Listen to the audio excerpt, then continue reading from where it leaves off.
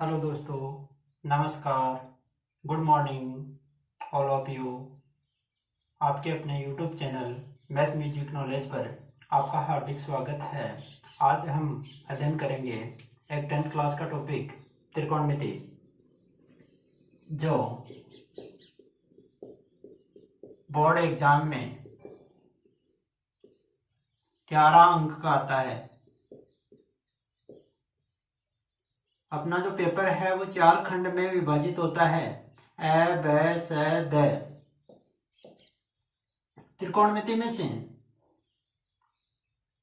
2 question है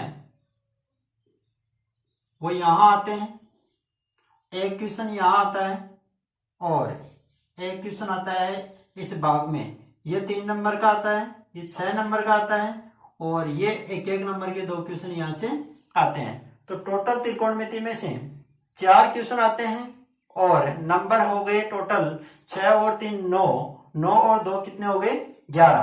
तो आपको ध्यान में ये रखना है कि 11 नंबर त्रिकोणमिति में से आ रहे हैं, तो इसको अच्छी तरीके से पढ़ना है। अपने जो सिलेबस में चैप्टर 6, 7, 8 तीनों ही त्रिकोणमिति के दे रखे हैं, तो आपको अच्छी तरीके से इनको पढ़ना है। तो देखो, हम अध्ययन करते हैं इसके बारे में।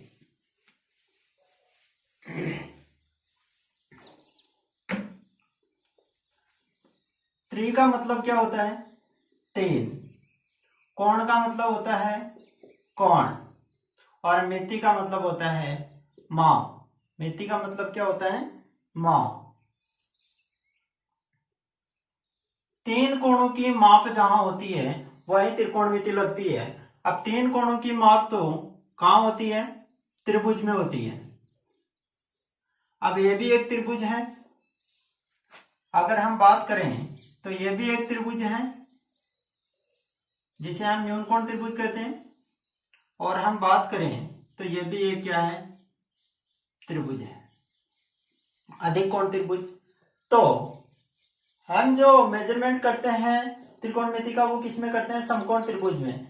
तो क्या हम इसमें भी त्रिकोणमिति का प्रयोग कर सकते हैं क्या? बिल्कुल कर सकते हैं। किस प्रकार से? कि समकोण त्रिभुज में करते हैं तो मतलब क्या है? समकोण बनना चाहिए प्रत्येक त्रिभुज में।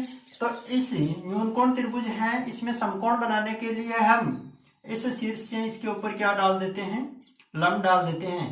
तो इस न्यूनकोण त्रिभुज में 2 समकोण बन जाएंगे, और यह अधिक कोण त्रिभुज है तो यहां से लंब डालने पर ये समकोण बन गया। तो इसमें भी ये 2, एक छोटे वाला और एक बड़े वाला, 2 समकोण त्रिभुज बन रहे हैं। तो इनमें भी हम मेजरमेंट कर सकते हैं। अब ये प्रयोग कहां पर होती है? तो त्रिकोणमिति है जहां समकोण बनता है वहीं प्रयोग होती है। जैसे मीनार है, मीनार की ऊंचाई ज्ञात करनी है, वहीं त्रिकोणमिति का प्रयोग करते हैं। तो देखते हैं किस प्रकार से इसका प्रयोग होता है। सबसे पहले एक त्रिभुज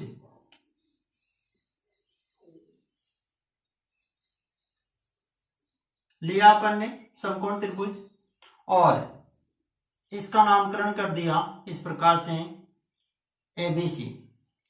2 भुजाएं जहां जाकर ये मिलती है वो शीर्ष कहलाता है। तो त्रिभुज में कितने शीर्ष हो गए? 3 शीर्ष हो गए, और 3 इसमें क्या हो गए? कोण, और 3 इसमें क्या है? भुजाएं। तो एक त्रिभुज में 3 कोण, 3 शीर्ष और 3 भुजाएं होती है। ये आपको ध्यान में रखना है। अब ध्यान में ये रखना है, त्रिकोणमिति का जो आविष्कार है वो आर्यभट्ट जी ने किया था।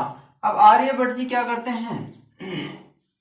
इसको कुछ आगे बढ़ाने की कोशिश करते हैं। तो आपको पता है, इस भुजाओं का, शीर्षों का नामकरण कर दिया। अब भुजाओं का नामकरण करते हैं। भुजाओं का नामकरण किस प्रकार से करते हैं? इसको समझने के लिए हम क्या मान सकते हैं? एक परिवार मान सकते हैं। क्या है? एक परिवार। अब परिवार में क्या होता है? मुखिया होता है। क्या होता है? मुखिया होता है। तो आपको पता है त्रिभुज के अंतःकोण का योग कितना होता है? 180 डिग्री होता है। कितना होता है? 180 डिग्री, 180 डिग्री। अगर कोण A प्लस कोण B प्लस कोण C को यदि जोड़ें तो 180 डिग्री होता है। तो उसमें से कोण C है वो 90 डिग्री हो गया। तो कोण A प्लस B दोनों का योग कितना होगा? 90 डिग्री होगा, तो दोनों ही क्या हो जाएंगे, ये न्यून कोण हो जाएंगे। क्या हो जाएंगे, न्यून कोण। कोण बी और कोण सी है, वो दोनों ही क्या हो जाएंगे, न्यून कोण। तो ये आपको ध्यान में रखना है। अब इनमें से एक को हम क्या मान लेंगे, मुख्य मान लेंगे, जैसे कि कोण मान लेंगे। यदि इस कोण की बात हो रही है तो इस कोण को हम थीटा मान सकते हैं, और यदि इस कोण की बात करें तो इसको थीटा मान सकते हैं। तो इसको थीटा मान रहे हो तो ये कितना बच गया, भाई दोनों का योग कितना है, 90 डिग्री। तो ये थीटा है, तो ये कितना बच गया, 90 माइनस थीटा। जैसे ये 30 है तो ये कितना बच गया, 90 माइनस 30, 60 डिग्री। तो ये आपको ध्यान में रखना है। अब आपको ध्यान में और ये रखना है कि जिसको थीटा माना है उसके सामने वाली भुजा हमेशा और हमेशा क्या होती है, लंब होती है। क्या होती है, लंब होती है। और समकोण और थीटा के जो बीच में है वो हमेशा क्या होती है, आधार होती है। और सबसे बड़ी भुजा होती है कर्ण। क्या होती है, कर्ण। तो आपको ध्यान में ये रखना है, सबसे बड़ी भुजा समकोण त्रिभुज में कर्ण होती है। थीटा के सामने वाली भुजा हमेशा क्या होती है, लंब होती है। और तीसरी जो बच गई वो क्या होती है, आधार। इसको आप आसन भुजा भी बोल सकते हो, आसन भुजा। और ये सामने है तो इसको आप सम्मुख भुजा भी बोल सकते हो, सम्मुख भुजा। और शॉर्ट में मैं इसको बोल सकता हूं एल। और इसको आप आधार है तो ए लिख लो, और इसको कर्ण है तो के लिख लो। वैसे ये परपेंडिकुलर है, ये बेस है, और ये हाइपोटेनस है। तो ये आपको ध्यान में रखना है। इस प्रकार से इसका नामकरण हो गया। अब नामकरण तो हो गया, लेकिन कुछ न कुछ इनमें क्या होना चाहिए, संबंध होना चाहिए। वो संबंध आर्यभट्ट जी किस प्रकार से प्रदर्शित करते हैं। अब देखो, दुनिया में अगर दो आदमी हैं, कोई भी दो आदमी मान सकते हो। जैसे मैं मान लेता हूं, मैं और मेरा पिता है।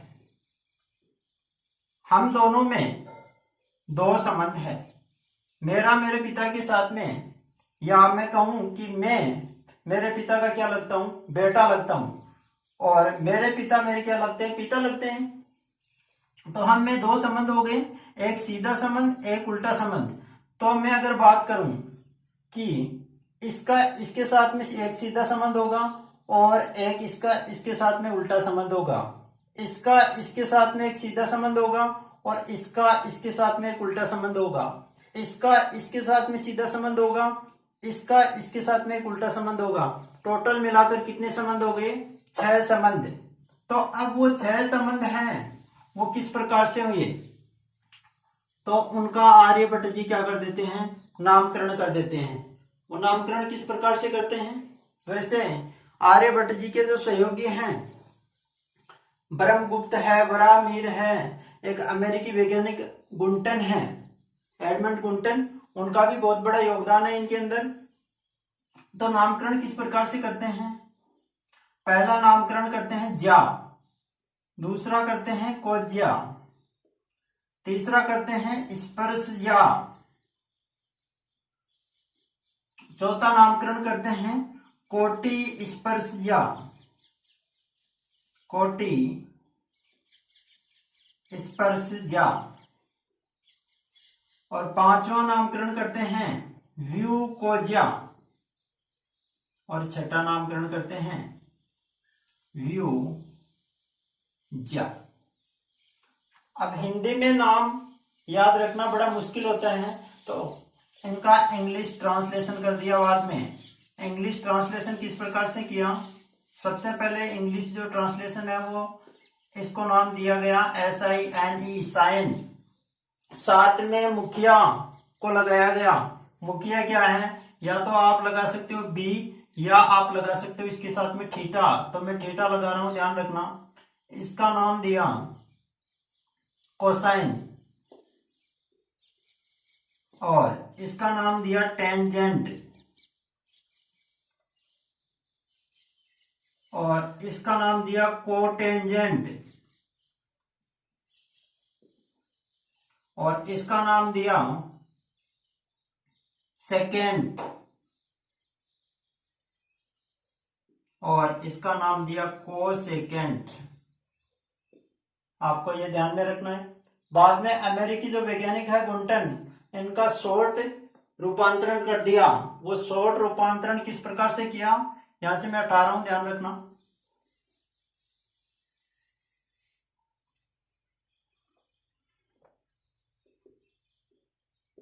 इसका कर दिया साइन, मुख्य साथ में लगा रहा हूं मैं, थीटा। इसका कॉस, इसका क्या किया टेन, इसका किया कॉट, इसका सेक और इसका cosec. Sine theta, cos theta, tan theta, cot theta, sec theta, cosec theta. अब जो काम में ले रहे हैं वो हम ये ले रहे हैं, इनका कोई मतलब नहीं है। ऑब्जेक्टिव क्वेश्चन एमएस अध्ययन में इस प्रकार का बोर्ड एग्जाम में नहीं पूछते हैं, लेकिन अपने बुक में दिया हुआ हो सकता है। तो ये पूछ सकते हैं कि इस प्रकार से कि कोस का पहले क्या नाम था, कोसाइन, तो पूछा जा सकता है। तो ध्यान में आपको रखना है सिर्फ। तो इधर वाला मैं हटा देता हूं, ये कोई काम का नहीं है। अपने लिखना हो तो आप लिख सकते हो, पेन और कॉपी लेके बैठे। अब क्या है कि मैं इसको हटा के आगे बना लेता हूं उधर, समझने के लिए आपको सुविधा रहे। ये अपना समकोण त्रिभुज है इस प्रकार से। सबसे बड़ी भुजा थी अपनी कर्ण, नामकरण इस प्रकार से किया था। यह थी अपनी आधार या आसन भुजा,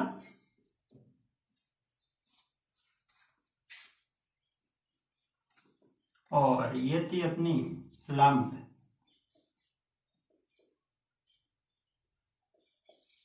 या सम्मुख भुजा।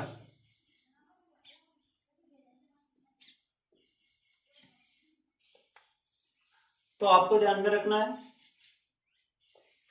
इसको थीटा माना था और ये क्या हो गया था 90 माइनस थीटा। तो संबंध किस प्रकार से बने वो आपको ध्यान में रखना है। ऑर्डर इस प्रकार से आपको ध्यान में रखना है, sine cos tan cot sec और कोसेक। पहला संबंध इसका इसके साथ में लंब बटे कर्ण। दूसरा संबंध इसका इसका इसके साथ में आधार बटे कर्ण। तीसरा संबंध इसका इसके साथ में लंब बटा आधार। तीन आपको याद रखने हैं, तीन इसके क्या हो जाएंगे, जस्ट विपरीत हो जाएंगे। किस प्रकार से विपरीत थे, ये इसका विपरीत और ये इसका विपरीत और ये इसका विपरीत। तो ये क्या हो जाएगा आधार बटे लंब, और ये क्या हो जाएगा कर्ण बटे आधार, और ये क्या हो जाएगा कर्ण बटे लंब। तो ये आपको ध्यान में रखना है। वैसे आप इसकी ट्रिक भी पढ़ चुके हो, लाल बटा कक्का, इस प्रकार से कि ये आता है साइन थीटा, ये किसका होता है कोस थीटा, ये किसका होता है टेन थीटा, और ये किसका होता है कोट थीटा, और ये याद रख सकते हो आप सेक थीटा, और ये कोसेक थीटा। लंब बटे कर्ण साइन थीटा, आधार बटे कर्ण कोस थीटा, लंब बटे आधार टेन थीटा, आधार बटे लंब कोट थीटा, और कर्ण बटे आधार सेक थीटा, और कर्ण बटे लंब कोसेक थीटा। तो इतना आपको ध्यान में रखना है, ये इतना लगभग प्रत्येक स्टूडेंट को आता है। इसके आगे देखो, हम कुछ जो फॉर्मूले हैं उनके बारे में हम अध्ययन करेंगे। वो फॉर्मूले किस प्रकार से हैं ध्यान में रखना है आपको, वो अपने काम के हैं। इसका उल्टा क्या है, ये अपोजिट। अब आपको ये ध्यान में रखना है अपोजिट कैसे, जैसे मैं कहूं कि 2 है 2 का अपोजिट की अगर मैं बात करूं तो 1/2, ये गुणा में बाद में लगाऊंगा। अपोजिट की अगर मैं बात करूं, अगर पहली संख्या है दूसरी उसकी अपोजिट है, तो यदि मैं इसको गुणा करूं तो हमेशा और हमेशा क्या आएगा, 1, क्योंकि 2 से 2 क्या हो गया, कैंसिल। जैसे मैं कहूं 1/3 और गुणा 1/3 का उल्टा क्या हो गया, 3, तो 3 से 3 कैंसिल हो गया और क्या आया, 1। इसी प्रकार से हम इसको देखेंगे, अलजेब्रा में ये काम में आता है, तो ये इस पे लागू करेंगे। तो साइन का उल्टा क्या होता है, कोसेक, कोस का उल्टा क्या होता है, सेक, टेन का उल्टा क्या होता है, कोट। तो ये ध्यान में रखना है आपको।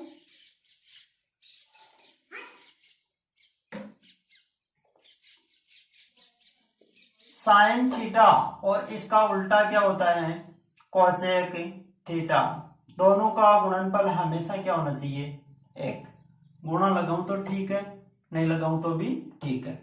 यहां से यदि साइन की वैल्यू चाहिए तो 1/, आप लिख सकते हो कोसेक थीटा, और कोसेक की वैल्यू चाहिए तो 1/, क्या हो जाएगा, साइन थीटा।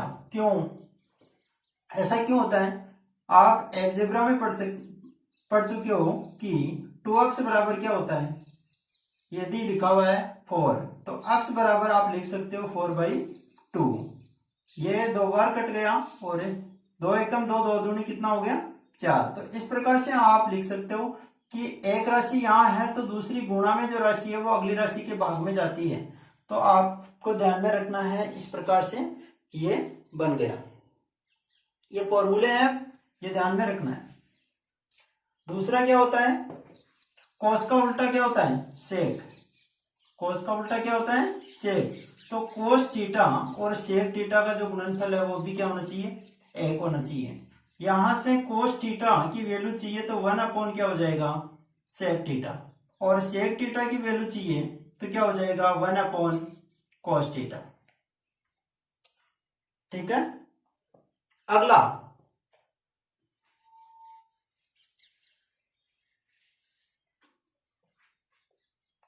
टेन का अपोजिट क्या होता है, कोट। तो टेन थीटा है और कोट थीटा का जो गुणनफल है वो भी कितना होना चाहिए, 1। यहां से यदि टेन थीटा की वैल्यू चाहिए तो क्या हो जाएगा, 1/कोट थीटा, और कोट थीटा की वैल्यू चाहिए तो क्या हो जाएगा, 1/tan थीटा। याद रह जाएगा इतना। साइन कोसेक का गुणनफल 1, कोट और सेक का गुणनफल कितना, 1, और टेन और कोट का गुणनफल कितना, 1। और जिसका मान निकालना है उसको इधर रखो, बाकी वाले बच गया जो वो गुणा में है अगले के। तो इतना आपको ध्यान में रखना है। देख सकते हो या स्क्रीनशॉट लिया जा सकता है इसका।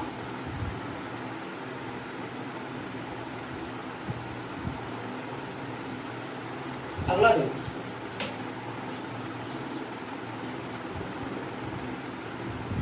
अब है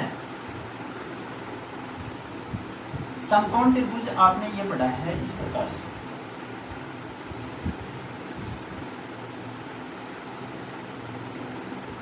कि ये कर्णभुजा है या आधार है और ये लंब, सबने पढ़ाई।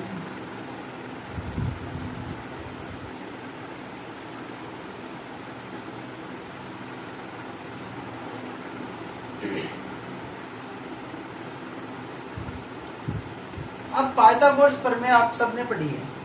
पाइथागोरस जो प्रमेय है वो होती है, दो छोटी भुजाओं के वर्गों का योग तीसरी भुजा के वर्ग के बराबर होता है। तीसरी भुजा के वर्ग के बराबर होता है। दो छोटी भुजाएं कौन सी है इसमें, आपको दिखाई दे रही है, दो छोटी भुजाएं ये हैं इसमें, आधार और लंब।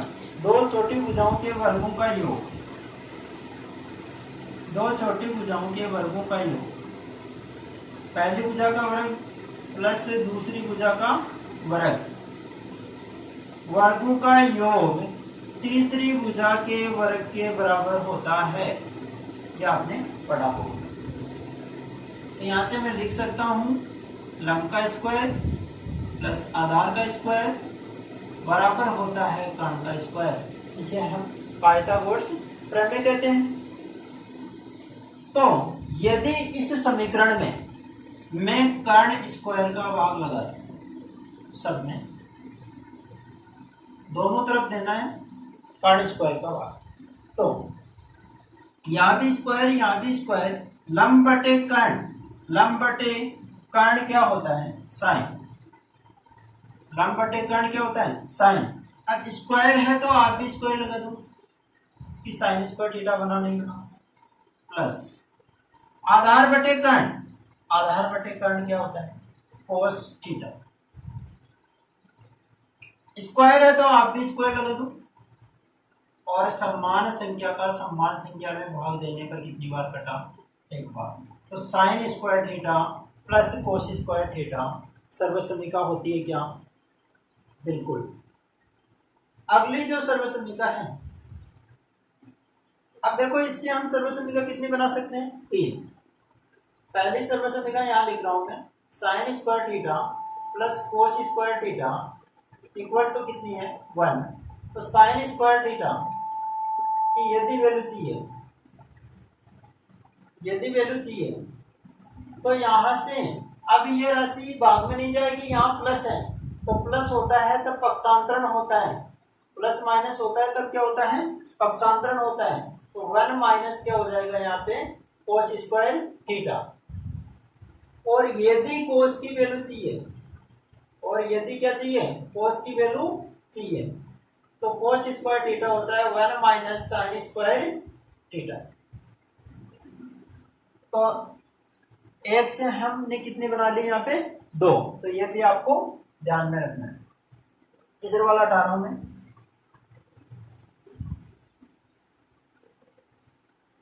आगे देखो अपने पास में सर्वसमीका है sine square theta plus cos square theta equal to 1। यदि इस समीकरण में मैं कोस स्क्वायर थीटा से भाग दे दूं, कोस स्क्वायर थीटा से क्या दे दूं भाग दे दूं, तो कोस स्क्वायर थीटा से पूरी समीकरण में भाग दूंगा तो मैं किस प्रकार से दूंगा, यहाँ भी क्या आएगा कोस स्क्वायर थीटा, यहाँ भी क्या आएगा कोस स्क्वायर थीटा, और यहाँ भी क्या आएगा कोस स्क्वायर थीटा। हाँ इधर देखो एक फॉर्मूला होता है कि tan theta upon, tan theta है वो बराबर है साइन थीटा बटे कोस थीटा, और जो कोट थीटा है वो होता है आपका कोस अपॉन साइन। इसको हम करेंगे आगे किस प्रकार से यह होता है। तो ये आपको ध्यान में रखना है, वहां लिख रहा हूं मैं उधर कि साइन अपॉन में कोस, साइन अपॉन में कोस उसकी जगह मैं क्या लिख सकता हूँ टेन, क्या लिख सकता हूँ टेन, और स्क्वायर है तो आप भी स्क्वायर लगा दीजिए, क्लियर। कोस का कोस में भाग कितनी बार एक बार, क्लियर। यहाँ 1 अपॉन कोस, 1 अपॉन कोस आपने अभी पढ़ा है, ये ला रहा हूं कि जो कोस थीटा है और जो सेक थीटा है उसका गुणनफल एक होता है। यहां से आपको यदि सेक थीटा की वैल्यू चाहिए तो 1 अपॉन क्या हो जाएगा कोस थीटा, 1 अपॉन कोस ही तो है, यहाँ स्क्वायर लगा हुआ है तो यहाँ भी आप क्या लगा दीजिए स्क्वायर, तो यहाँ पे ये हो जाएगा सेक स्क्वायर थीटा। तो टेन स्क्वायर थीटा प्लस 1 बराबर होता है सेक स्क्वायर थीटा, या इसको मैं ऐसे भी लिख सकता हूँ 1 प्लस टेन स्क्वायर थीटा बराबर सेक स्क्वायर थीटा, बात एक ही होगी। यहां से आप इसको परिवर्तन कर सकते हो, यदि आपको टेन स्क्वायर थीटा की वैल्यू चाहिए तो आप लिख सकते हो सेक स्क्वायर थीटा माइनस 1, और यदि आप 1 को इधर रख रहे हो तो आप ऐसा भी लिख सकते हो सेक स्क्वायर थीटा की स्थिति जहां है वही है, टेन स्क्वायर थीटा को उधर लेके जा रहा हूं तो ये माइनस में हो गया, और 1 की स्थिति जहां है वही है, तो ये भी सर्वसमीका बनाई जा सकती है। आगे देखिए, यहां हमने जो भाग दिया वो किसका दिया कोस का दिया, अब जो मैं भाग दे रहा हूं वो किसका दूं साइन का। अपने पास में सर्वसम्मिका वही है पहले वाली, sign square theta plus cos square theta. यहाँ कोस का भाग दिया तो यहाँ मैं साइन का भाग भी दे सकता हूँ कि साइन स्क्वायर थीटा यहाँ पे लिखा, साइन स्क्वायर थीटा यहाँ पे लिखा और साइन स्क्वायर थीटा यहाँ। साइन का साइन में भाग कितनी बार? एक बार, plus cos upon sine. Cos upon sine क्या होता है? कॉट। क्या होता है? कॉट। स्क्वायर है तो आप इसके ऊपर स्क्वायर लगा दीजिए। और 1 अपॉन साइन थीटा, आपने अभी पढ़ा था थोड़ी देर पहले कि साइन थीटा और कोसेक थीटा का जो गुणनफल है वो 1 होता है। तो यहाँ से यदि कोसेक थीटा की वैल्यू चाहिए तो 1 अपॉन क्या हो जाएगा? Sine theta. और यदि यहाँ पे स्क्वायर है तो यहाँ पर भी आप स्क्वायर लगा सकते हो। तो यहाँ हो गया cosec square theta. 1 upon sine square theta किसके बराबर है? Cosec square theta. तो ये आपको ध्यान में रखना है। यहां से आप और बना सकते हो, कॉट स्क्वायर थीटा की वैल्यू चाहिए कोसेक के पदों में, तो cosec square theta -1, cosec square theta -1। और यदि आप कोट को उधर लेके जाते हो तो आपके पास में नई सर्वसम्मिका ये भी बन जाएगी, ये उधर जाएगा तो माइनस में हो जाएगा और 1 आ जाएगा बराबर में, तो ये भी सर्वसम्मिका बन जाएगी। यहाँ आप a square minus B square भी लगा सकते हो, तो आपको ये भी ध्यान में रखना है। अब देखो tan थीटा बराबर साइन अपॉन कोस और cos थीटा बराबर कोस अपॉन साइन कैसे आया ये देख सकते हो आप कि जो tan थीटा है अपन ने लिखा साइन अपॉन में क्या कोस थीटा। तो हम जानते हैं कि जो tan थीटा है वो क्या होता है? लाल बटा कक्का आपने पढ़ा है, उसके अकॉर्डिंग लंब बटे क्या होता है? आधार होता है। क्या होता है? लंब बटे आधार।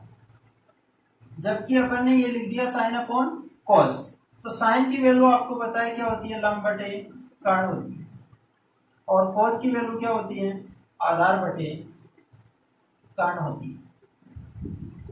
तो इसमें भाग देना है, इसका मतलब आप यहाँ पे समझना है अलजेब्रा से एक बार कि जैसे मैं लिखूं 1/2, इसमें मुझे भाग देना है 1/4 का। तो पहले वाली राशि जैसी है वैसी की वैसी उतार दो, भाग की जगह आप लिखो गुणा का निशान और आगे वाली राशि को आप कर दो विपरीत। तो इस प्रकार से इसको हल कर सकते हैं। 1 को 4 से गुणा किया तो क्या आ गया? 4, और 2 को 1 से गुणा किया तो क्या आ गया? 2। 2 का भाग 4 में दिया कितनी बार? 2 बार। इस प्रकार से आप हल कर सकते हो।